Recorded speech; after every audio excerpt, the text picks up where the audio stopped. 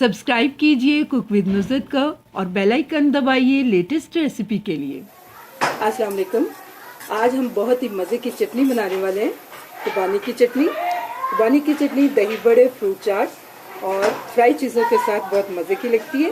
इसके लिए मैंने खुबानी ली है 200 ग्राम, हाफ टी स्पून मैंने लिया है कुटा हुआ ज़ीरा, हाफ टी स्पून से कम काली मिर्च का पाउडर है, पौना कप हम चीनी का यूज़ करेंगे, 1 से 1.5 टेबल स्पून सिरका यूज़ करेंगे, वाइट सिरका है ये, हाफ टी स्पून से कम ही मेरे पास लाल मिर्च का पाउडर है और नमक टू टेस्ट डालेंगे, ये भी मेरे पास हाफ टी स्पून से कम ही है। तो चलिए पकाना शुरू करते हैं खुबानी की चटनी।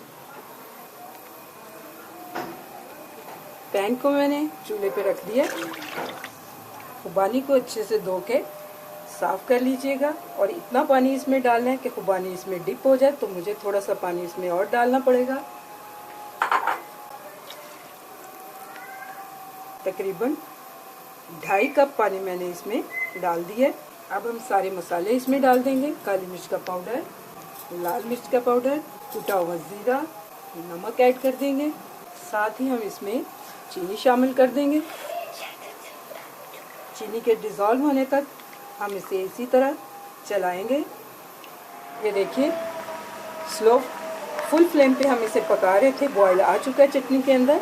खुबानी को डायरेक्ट भी आप पका सकते हैं और कुछ देर पहले, तकरीबन घंटा 2 घंटा पहले इसे भिगो के भी पका सकते हैं। उस सूरत में जबकि आप इसे भिगोएंगे नहीं, टाइम ज़्यादा लगेगा, लेकिन ये मर्ज़ी पे डिपेंड करता है आपकी किस तरह पकाते हैं। तो मैंने इसे 2 घंटे पहले भिगोया हुआ था। अब हम इसका फ्लेम स्लो करते हैं, मीडियम टू लो फ्लेम पे हम इसे पकाएंगे तकरीबन 30 मिनट के लिए।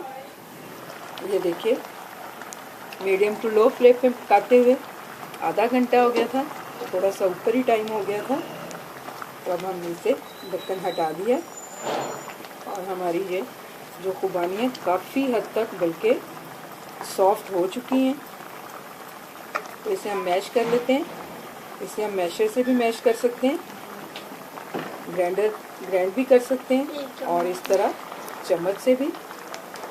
ये देखिए इसे हम इतना मैश करेंगे कि ये बिल्कुल ऐसे जैसे जैम की शक्ल हो जाती है, इस शक्ल में आ जाए।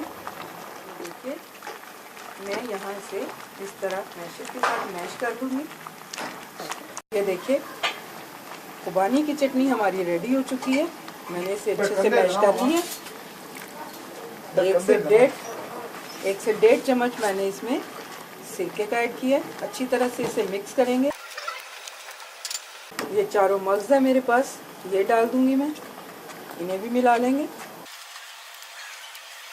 ये चटनी गाढ़ी गाढ़ी ही अच्छी लगती है। ये देखिए इसकी थिकनेस। बस मिलाने के बाद फ्लेम को हम बंद कर देंगे और इसे ठंडा कर लेंगे। लीजिए खुबानी की चटनी हमारी रेडी हो गई है। तो इसे किसी जार में बंद कीजिए, फ्रिज में रखिए, काफ़ी दिनों तक ये यूज़ हो सकती है। उम्मीद है आपको मेरी ये रेसिपी पसंद आएगी। मेरी रेसिपी को लाइक कीजिए, मेरे चैनल को सब्सक्राइब कीजिए। अल्लाह हाफिज़।